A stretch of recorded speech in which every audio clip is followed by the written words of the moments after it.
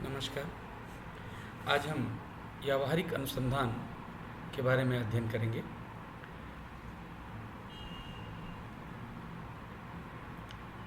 इस सामाजिक अनुसंधान का संबंध सामाजिक जीवन के व्यावहारिक पक्ष से होता है। विशुद्ध सामाजिक अनुसंधान का उद्देश्य सामाजिक समस्याओं के संबंध में नवीन ज्ञान प्राप्त करना ही नहीं, वरन सामाजिक जीवन के विभिन्न पक्षों जैसे जनसंख्या, धर्म, शिक्षा, स्वास्थ्य, आर्थिक एवं धार्मिक समस्याओं का वैज्ञानिक अध्ययन करना एवं इनके कार्य कारण संबंधों की तर्कसंगत व्याख्या करना भी है। अतः व्यावहारिक अनुसंधान का संबंध हमारे व्यावहारिक जीवन से है। इस संदर्भ में श्रीमती पी.वी. यंग ने लिखा है, जन की खोज का एक निश्चित संबंध लोगों की प्राथमिक आवश्यकताओं एवं कल्याण से होता है।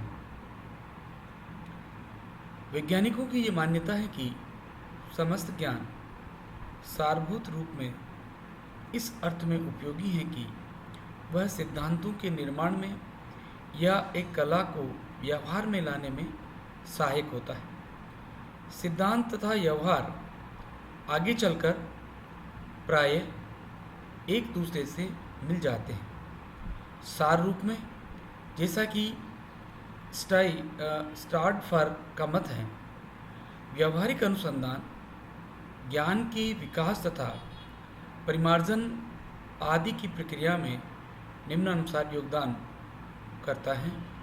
पहला, कतिपय सामाजिक तथ्य किस समाज के लिए उपयोगी हैं, इस संबंध में विश्वसनीय प्रमाण प्रस्तुत करना, ऐसी प्रविधियों का प्रयोग व विकास करना जो मौलिक अनुसंधान में उपयोगी सिद्ध हो। तीसरा, ऐसे तथ्यों और विचारों को प्रस्तुत करना जो निष्कर्षीकरण की प्रक्रिया को प्रोत्साहित करे। नेक्स्ट, क्रियात्मक शोध, एक्शन रिसर्च। क्रियात्मक अनुसंधान के संबंध में गुडे एवं हार्ट ने लिखा है, क्रियात्मक अनुसंधान उस योजनाबद्ध कार्यक्रम का भाग है जिसका लक्ष्य विद्यमान अवस्थाओं को परिवर्तित करना होता है, चाहे वे गंदी बस्ती की अवस्थाएं हों या प्रजातीय तनाव, पूर्वाग्रह व पक्षपात हो या किसी संगठन की प्रभावशीलता हो। स्पष्ट है कि क्रियात्मक अनुसंधान से प्राप्त जानकारियों एवं निष्कर्षों का उपयोग मौजूदा स्थितियों में परिवर्तन लाने वाली किसी भावी योजना में किया जाता है। वास्तव में व्यावहारिक अनुसंधान व क्रियात्मक अनुसंधान कुछ अर्थों में एक दूसरे से समानता रखते हैं, क्योंकि दोनों में ही सामाजिक घटनाओं अथवा समस्याओं का सूक्ष्म अध्ययन करने के पश्चात ऐसे निष्कर्ष प्रस्तुत किए जाते हैं जो व्यावहारिक एवं क्रियात्मक दृष्टि से महत्वपूर्ण होते हैं। उदाहरण स्वरूप, देश की शिक्षा व्यवस्था में आमूलचूल परिवर्तन एवं सुधार लाने के लिए 1964 में डॉक्टर डी.एस. कोठारी की अध्यक्षता में कोठारी आयोग की नियुक्ति की गई थी।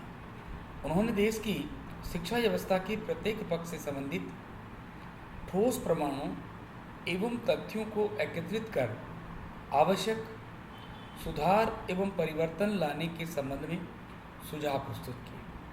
आयोग ने शिक्षा से जुड़े देश विदेश के सभी वर्गों के व्यक्तियों से लिखित एवं मौखिक विचारों एवं सुझावों, मांगों को अध्ययन में शामिल किया। साथ ही मौजूदा शिक्षा प्रणाली में उपस्थित दशाओं का विश्लेषण कर भावी शिक्षा प्रणाली की संरचना तथा क्रियान्वयन हेतु व्यावहारिक सुझाव भी प्रस्तुत किए। उन सुझावों में से भी कई सुझाव भावी योजनाओं में सम्मिलित भी किए गए। तात्पर्य यह है कि इस आयोग की रिपोर्ट भी क्रियान्वयन शोध का उदाहरण प्रस्तुत करती है। इस प्रकार क्रियात्मक अनुसंधान की निम्न विशेषताएं देखी जा सकती हैं। पहला, तात्कालिक समस्याओं से संबंधित। दूसरा, उपचारात्मक और निदानात्मक प्रकृति। थर्ड, अध्ययन के लिए वैज्ञानिक विधि का प्रयोग। फोर्थ, सामाजिक परिवर्तन एवं सुधार की भावना। क्रियात्मक अनुसंधान में अनुसंधानकर्ता को निम्न बातों का विशेष ध्यान रखना पड़ता है। चयनित समस्या अथवा घटना के क्रिया पक्ष पर ध्यान देना। समस्या अथवा घटना के संबंध में पूर्व ज्ञान प्राप्त करना। थर्ड, मौजूदा परिस्थितियों में परिवर्तन अथवा सुधार को ध्यान में रखते हुए संभावित विरोध को कम रखना एवं सहयोग को बढ़ाना।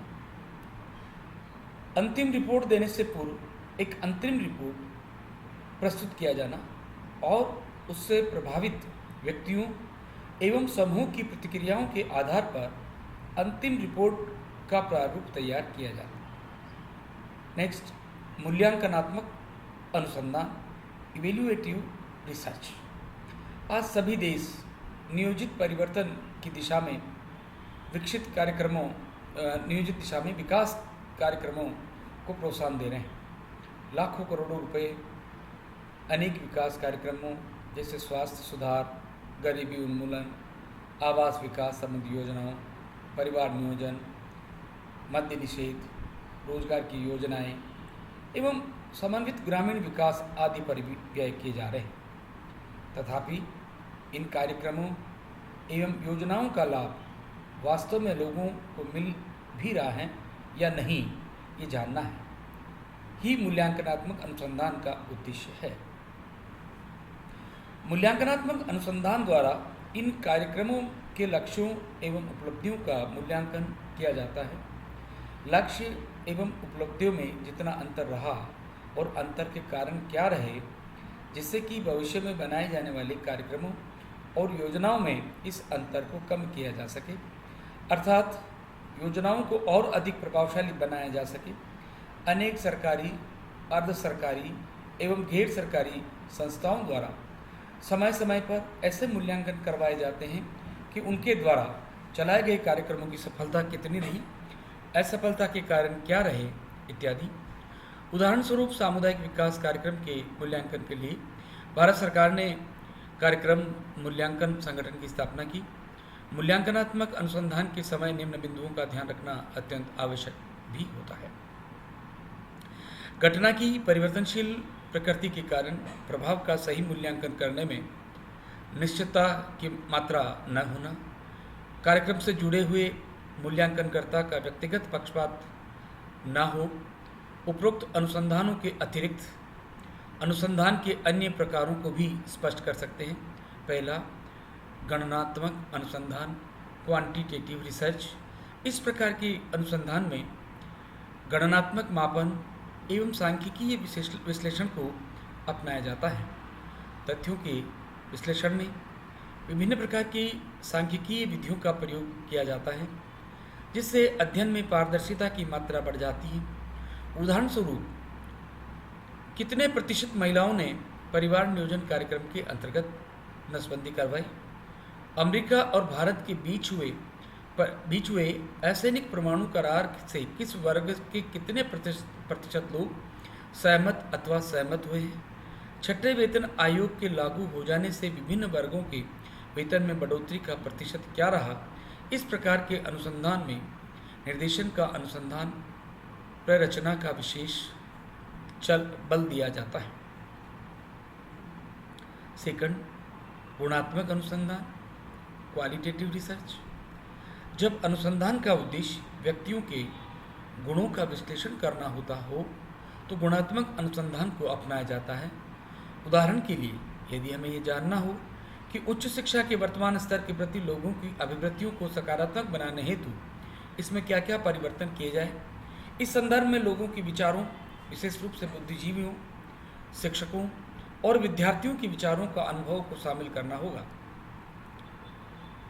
थर्ड, तुलनात्मक अनुसंधान, कंपैरेटिव रिसर्च। इस प्रकार के अनुसंधान में विभिन्न इकाइयों एवं समूहों के बीच पाई जाने वाली समानताओं एवं विभिन्नताओं का अध्ययन किया जाता है। भारतीय समाज एवं जापानी समाज का तुलनात्मक अध्ययन भारत की ग्रामीण महिलाओं तथा इंग्लैंड अथवा अमेरिका की ग्रामीण महिलाओं की तुलना किया जाना अथवा विभिन्न महानगरों में महिला अपराधियों का तुलनात्मक अध्ययन इत्यादि। इस प्रकार के अध्ययन जो किए जाते हैं उन्हें तुलनात्मक अनुसंधान कहा जाता है। फोर्थ, देशांतरीय या रेखांशीय अनुसंधान, लॉन्गिट्यूडिनल रिसर्च। इस प्रकार के अध्ययन में समय के निश्चित अंतराल को ध्यान में रखते हुए एक घटना का अध्ययन किया जाता है। इस प्रकार के अध्ययन में परघटना की प्रवृत्तियों को इंगित करते हैं। उदाहरण स्वरूप भारत में वर्ष 1990 से वर्ष 2000 तक की समयावधि के दौरान जनसंख्या की वार्षिक बढ़ोतरी को दर्शाने के लिए इस अनुसंधान का प्रयोग किया जाता है। कंक्लूजन, इस संपूर्ण विवेचना से हमने ये जान लिया होगा कि सामाजिक अनुसंधान के प्रकार कौन कौन से हैं। हम ये समझ गए हैं कि सामाजिक अनुसंधान के प्रकार का प्रयोग अनुसंधानकर्ता के उद्देश्य एवं अध्ययन की प्रकृति पर निर्भर करता है।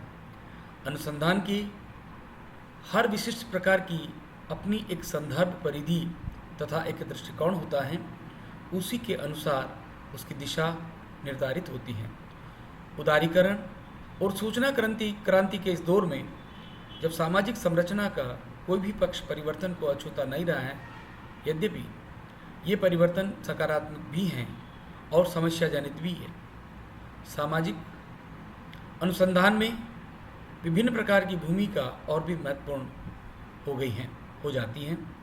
अंततः ये कहा जा सकता है कि ज्ञान की सीमाओं का विस्तार समय की मांग है और इस मांग को सामाजिक अनुसंधान ही पूरा कर सकता है।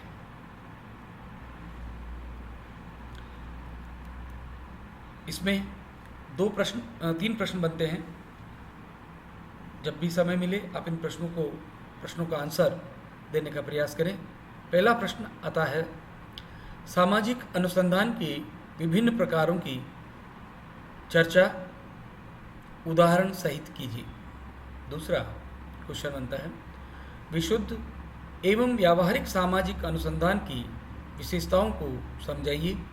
और तीसरा क्वेश्चन इसका बनता है, अन्वेषणात्मक और वर्णनात्मक सामाजिक अनुसंधानों को उदाहरण सहित समझाइए।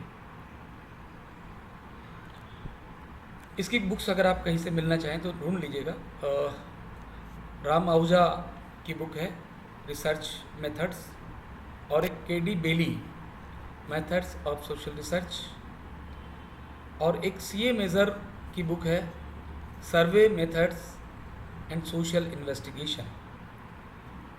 ये बुक्स आप चाहें तो ले सकते हैं अपने अध्ययन को आगे बढ़ाने के लिए।